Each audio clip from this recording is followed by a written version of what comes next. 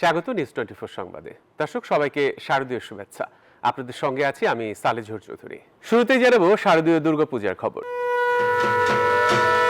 প্রতিমা বিসর্জনের মধ্য দিয়ে শেষ হচ্ছে সনাতন ধর্মাবলম্বীদের প্রধান ধর্মীয় উৎসব শারদীয় দুর্গাপূজা। সকালে মণ্ডপে মণ্ডপে শেষ হয়েছে বিহিত অপরাজিতা পূজা। এ সময় দেশ ও জাতির কল্যাণ কামনায় প্রার্থনা করেন ভক্তরা। এরপরই সিঁদুর খেলায় মেতে ওঠেন রমণীরা। প্রতিনিধিদের পাঠানো তথ্য চিত্র নিয়ে দেখুন ডেস্ক রিপোর্ট।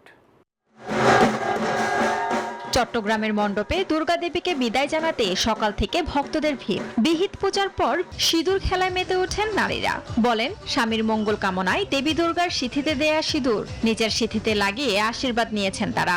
একটু খারাপ লাগছে কারণ মা চলে যাচ্ছে, তাছাড়া সবকিছু ভালো হচ্ছে। বরিশালে মন্দিরে মন্দিরে বিহিত পূজা, অঞ্জলি প্রদান সহ নানা আচার পালন করেন ভক্তরা। এ সময় দেশ ও জাতির কল্যাণ কামনায় প্রার্থনা করেন তারা। রংপুরের বিভিন্ন মণ্ডপে বিহিত পূজার পরই দেবীর চরণে সিঁদুর ছোঁয়ানো হয়। পরে সিঁদুর খেলায় মেতে ওঠেন রমণীরা।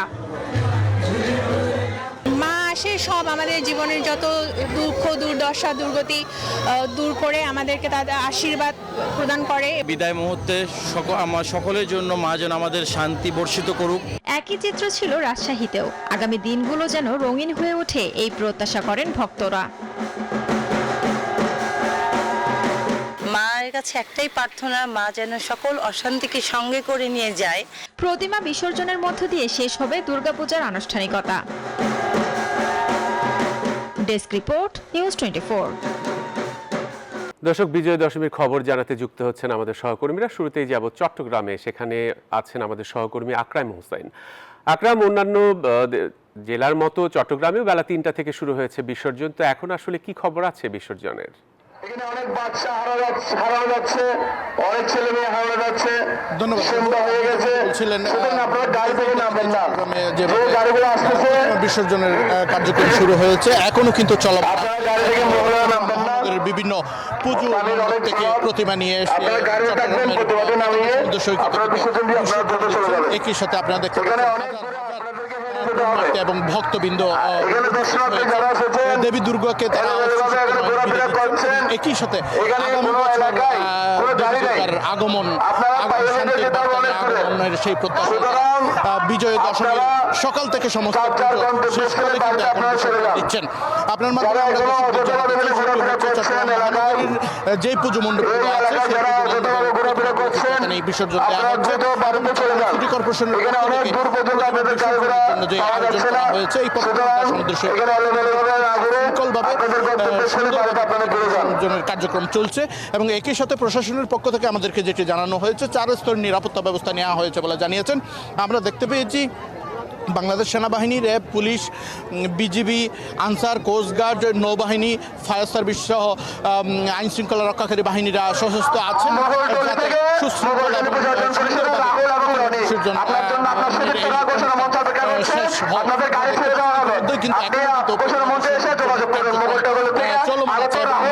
ঘোষণা মঞ্চ থেকে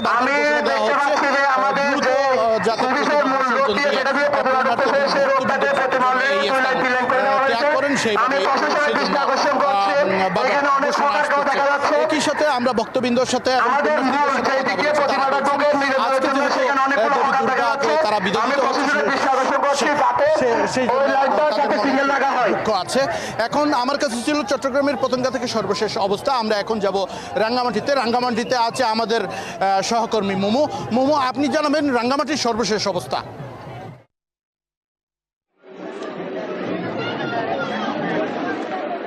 ধন্যবাদ আপনাকে। আপনি যেমনটি বলছিলেন, আমি আছি এখন রাঙামাটি শহীদ মিনার ঘাটে। একটু আগে কিন্তু আমাদের এখানে বিসর্জনের কাজ সম্পূর্ণ হয়েছে। দেবী দুর্গাকে আনুষ্ঠানিকভাবে নেচে গিয়ে উচ্ছ্বাস উল্লাসের মধ্য দিয়ে রাঙামাটি কাপ্তাই হ্রদে বিসর্জন দেওয়া হয়েছে।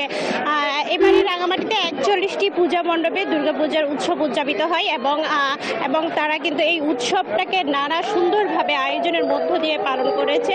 যেহেতু 10 পাশাপাশি 11টি ক্ষুদ্র ক্ষুদ্র নৃগোষ্ঠী আছে এবং সবাই মিলেমিশে আনন্দ উল্লাসের মধ্য দিয়ে কিন্তু এই দুর্গাপূজার অনুষ্ঠান উদযাপন করেছে। রাঙামাটিতে দুপুর 3টা থেকেই কিন্তু এই দুর্গাপূজার যে অনুষ্ঠান সেটি শুরু হয়, সিঁদুর দান হয় এবং রং উৎসব, নাচ গান সবকিছু এই উৎসবকে কেন্দ্র করে একেবারে উৎসবের আমেজ বয়ে গেছে রাঙামাটিতে। আমরা দেখতে পেয়েছি রাঙামাটির যেসব পূজা মণ্ডপ ছিল সেই পূজা মণ্ডপগুলো থেকে দুর্গাগুলোকে গাড়িতে করে রাঙামাটির প্রধান সড়কে কিন্তু ঘোরানো হয়েছে। প্রধান সড়ক প্রদক্ষিণ করার পর রাঙামাটির যে রিজার্ভ বাজার শহীদ মিনার ঘাট আছে সেখানে নিয়ে আসা হয় দেবী দুর্গাকে এবং কাপ্তাই হ্রদে উলুধ্বনির মধ্য দিয়ে আনুষ্ঠানিকভাবে এই দেবী দুর্গাকে বিসর্জন দেওয়া হয়। সনাতন ধর্মাবলম্বীদের বিশ্বাস দেবী দুর্গার বিসর্জনের মধ্য দিয়ে কিন্তু এই যে অশুভ শক্তি অসুর বধ হয়েছে, একই সাথে রাঙামাটি এবং 3 পার্বত্য জেলায় যে সহিংসতা যে সাম্প্রদায়িক সহিংসতা ছিল সেটিও দূর হয়ে যাবে, সাম্প্রদায়িক মেলবন্ধন রচিত হবে। তো রাঙামাটি থেকে এই ছিল আমার কাছে সর্বশেষ তথ্য। লক্ষ্মীপুর থেকে আমাদের সহকর্মী যুক্ত আছেন পাবেল, আমরা সরাসরি চলে যাচ্ছি পাবেলের কাছে। পাবেল,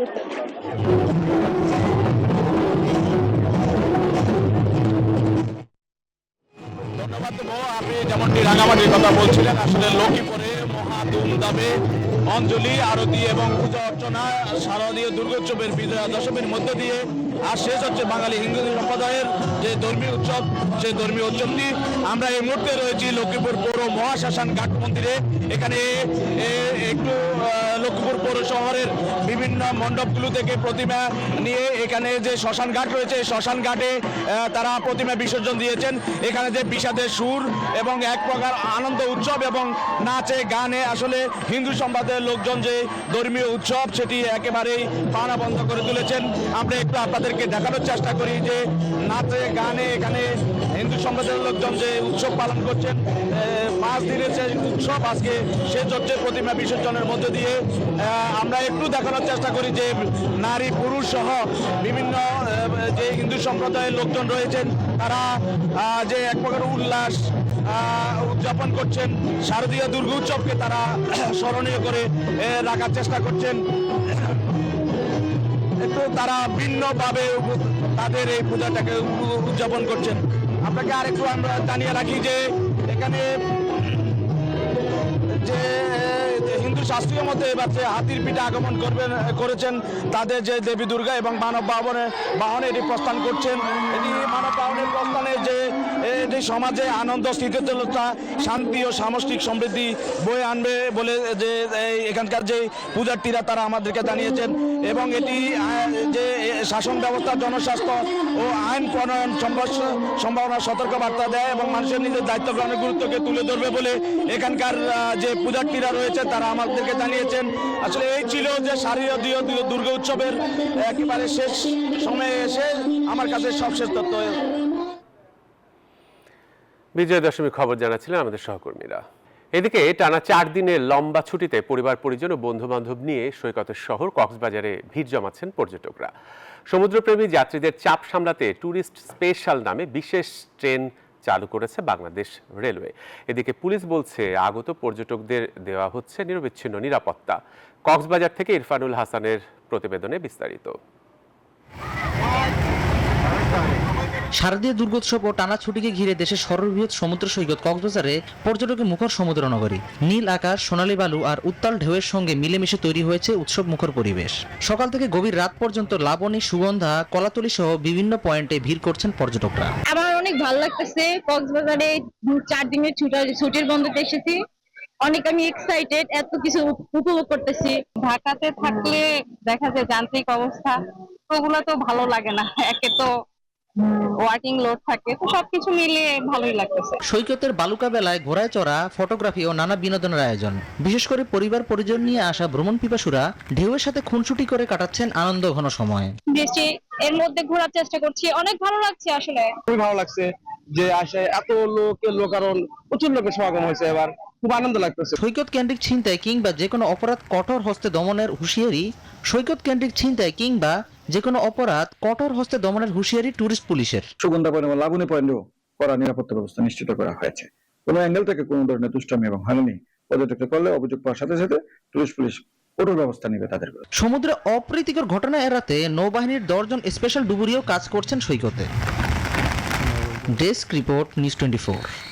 খাগড়াছড়িতে দফায় দফায় চলা সহিংসতার ঘটনায় অজ্ঞাত প্রায় 1000 জনকে আসামি করে 3টি মামলা দায়ের করা হয়েছে। স্বাভাবিক হতে শুরু করেছে সেখানকার পরিস্থিতি, খুলেছে দোকানপাট, চলছে সব ধরনের পরিবহনও। তবে এখনও 144 ধারা বহাল রেখেছে স্থানীয় প্রশাসন। বিস্তারিত প্রতিবেদনে।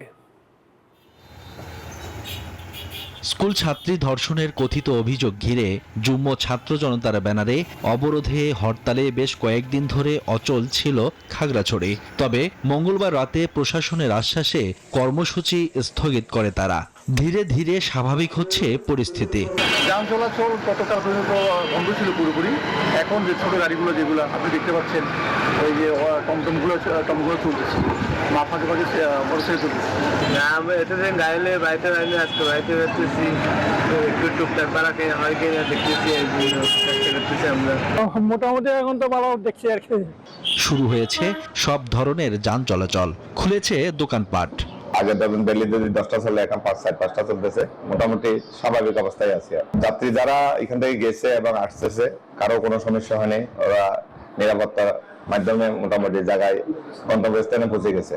তবে পরিস্থিতি বিবেচনায় এখনো 144 ধারা বহাল রেখেছে প্রশাসন। 144 ধারা ভঙ্গ, হামলা ভাঙচুর ও হত্যার ঘটনায় খাগড়াছড়ি সদর থানায় অজ্ঞাত 600 থেকে 700 জন এবং গুইমারা থানায় অজ্ঞাত 200 থেকে 250 জনকে আসামি করে মামলা হয়েছে বলে জানিয়েছে পুলিশ।